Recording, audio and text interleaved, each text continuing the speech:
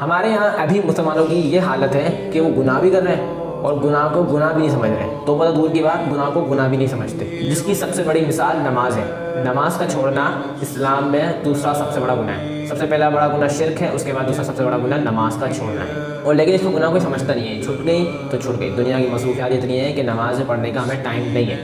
ہمارا جو مقصد ہے دنیا میں آنے کا، اس مقصد پورا کرنے کا ہمارے پاس ٹائم نہیں ہے۔ باقی دوسری ایکٹیویٹیز میں، موویز دیکھنے میں، ڈرامز دیکھنے میں، سنیماز میں جانے میں، ان جگہوں جانے کے لیے، ان چیزوں کو دیکھنے کے لیے ہمارے پاس ٹائم ہو یا نہ ہو ہم نکال لیتے ہیں، پر جو مقصد ہے اس کے لیے ٹائم ہمارے پاس ہے ہی نہیں، اور اگر ہوگا بھی تو ہم اس مقصد کو پورا کریں گے بھی۔ تو کیا یار تم قبر میں اپنے سارے گناہوں کو ہی لے کے جاؤ گے؟ کیا اللہ کے پاس تم سارے برے اعمال لے کر جاؤ گے؟ ابھی تم یہ بیٹھے سوچو کہ یار میرے ایسے اعمال ہیں جس سے اللہ راضی ہوتا ہے، تو تمہارا جواب نہ ہی ہوگا، کیونکہ ہم دنیا میں بہت سارے گناہ کرے جا رہے ہیں اور کرے ہی جا رہے ہیں، رک نہیں رہے، اور ان گناہوں کی معافی بھی نہیں مانگ رہے، اور ان کو سمجھتے بھی نہیں ہے گناہ ہے کہ ہم بس یہ سمجھتے ہیں کہ ہماری زندگی میں آنے کا مقصد یہ ہے ڈرامز دیکھو، فاسٹ فلمیں دیکھو اور یہ چیز دیکھو، اپنا ٹائم ضائع کرو اور بس اپنی زندگی ایسے ہی گزارتے رہو دن بہ دن۔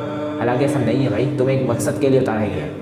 یہ جانوروں کی زندگی ہوتی ہے کہ کسی مقصد کے ذریعے نہیں بس کھائے پیے عیش کے مر گئے، یہ جانوروں کی زندگی ہوتی ہے۔ تم انسان اور اشرف المخلوقات ہو، تمہارا ایک مقصد ہے، اللہ تعالیٰ نے تمہیں ایک مقصد کے ذریعے تمہیں پیدا کیا۔ پر افسوس ہم مسلمان، کافر تو دور کی بات، کافر چلو مانتا بھی نہیں ہے، وہ تو گناہ کرتا ہے، وہ پیتا بھی ہے، ہم مسلمانوں کو تو منع ہے، ہمارا مذہب اسلام میں منع ہے چیزیں، اس کے باوجود بھی ہم یہ کر رہے ہیں، تو ہم کون سا مسلمان کہلاتے ہیں؟ تو اگر گناہ تم سے ہوتے بھی جائیں جانے انجانے میں، تو توبہ کی دروازے تمہارے لیے کھلے ہوئے، اپنے گناہوں کو معاف کرواتے جاؤ، توبہ کرتے جاؤ، اور جتنا ہو سکے گناہوں سے بچو، جتنا ہو سکے بچو۔